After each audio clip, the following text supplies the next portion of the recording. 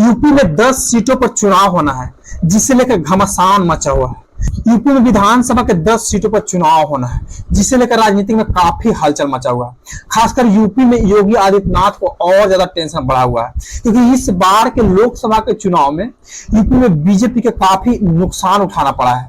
जिस तरह से बीजेपी दावा ठोक रही थी कि 80 सीटों में से 80 सीटों पर बीजेपी और एनडीए गठबंधन यूपी में जीतने जा रही है, लेकिन बीजेपी और योगी की बात तो पूरी तरह से यूपी में पूरी तरह से गलत साबित हो गई। इसलिए योगी आदित्यनाथ को और ज्यादा टेंशन बढ़ गया है कि फिर होने वाला उपचुनाव में विपक्षी कोई बड़ा खेल ना कर दे।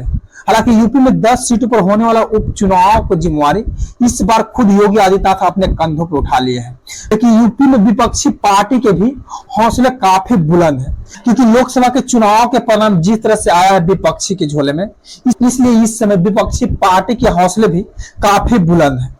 विपक्षी पार्टी भी यूपी में होने वाले 10 सीटों को जीतने के लिए पूरी तरह से कमर कस चुकी है। हालांकि बीजेपी और एनडीए गठबंधन के नेता दावा ठोक रहे हैं कि इस बार यूपी में होने वाले उपचुनाव में 10 सीटों पर एनडीए चुनाव जीतने जा रही है।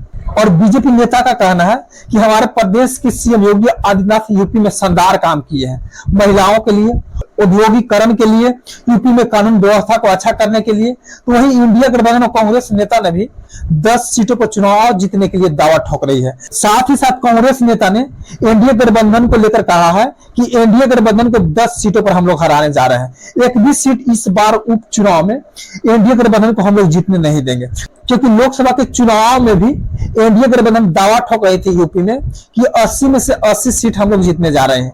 लेकिन क्या हाल हुआ, देश की जनता सब समझ रही है, सब देख रही है कि क्या हुआ है ऐसे लोकसभा के चुनाव में। और फिर यूपी में होने वाले उपचुनाव के 10 सीटों में हम लोग 10 सीटों में से 10 सीट